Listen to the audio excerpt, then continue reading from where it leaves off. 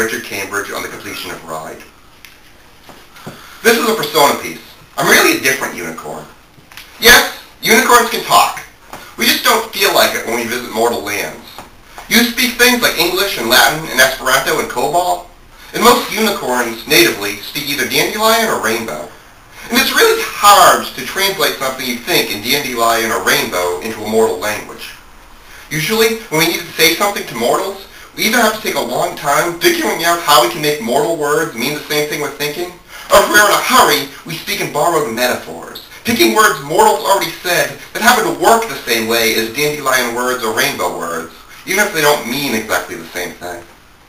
This means unicorns who travel to mortal lands have a high demand for metaphors, which is why we decided a couple centuries ago that for the purpose of deciding who can touch us, all poets and translators of poems would count as virgins.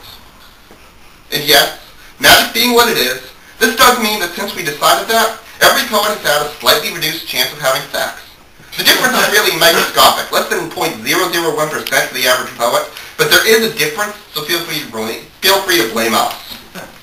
Anyway, I was galloping down a mortal interstate. I know a lot of unicorns don't like the interstate highway system. It intrudes on animal habitats, and it makes people travel in little insulated bubbles of alienation. But moonbeams only work at night, and rainbows depend on the weather. So if you really need to get where you're going in mortal lands on a schedule, your only real options are the dreams of children and the interstate. And mortal children have more important things to dream about than us unicorns. So I was galloping down a mortal interstate, doing highway speed, and I noticed there was some poetry on the side of the road up ahead, so I changed to the right lane.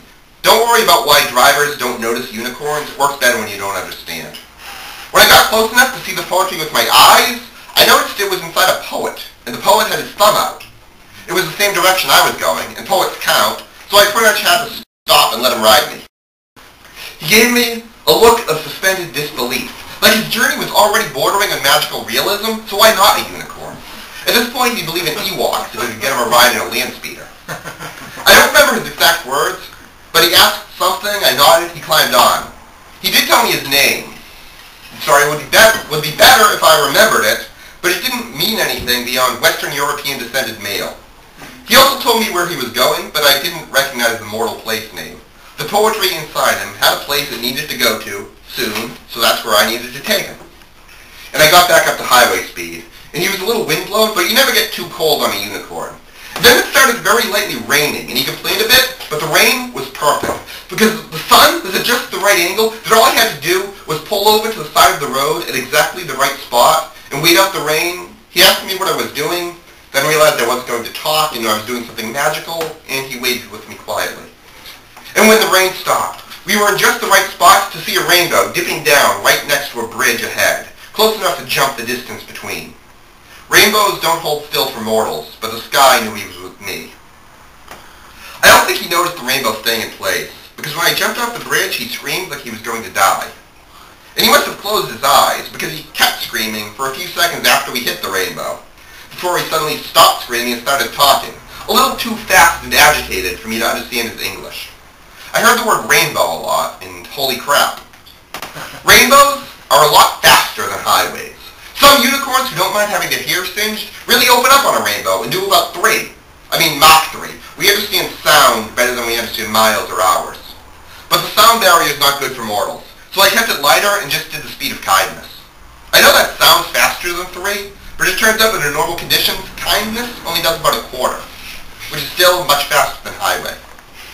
So we're making good time, and then up ahead there's this black horse with flames coming out of its hooves doing highway speed. Highway speed on a rainbow. Anything that can stand on a rainbow can do better than highway speed. I don't care if it has a broken leg. And this horse clearly didn't have a broken leg, it was just loitering. So as I get closer, I change lanes left, and the horse does too. What's going on here? I change right. Flaming Hoof's jerk horse goes right. What's this horse doing? I have to slow down now, and I realize there's a rider on the horse. And the rider turns to look back at me, but he's not looking at me. He's looking at the poet on top of me, and he gives this creepy smile. And I remember the exact words of what the poet said to me then, because I realized they were the perfect English translation for what I happened to be thinking in dandelion. Damn, I know that cop.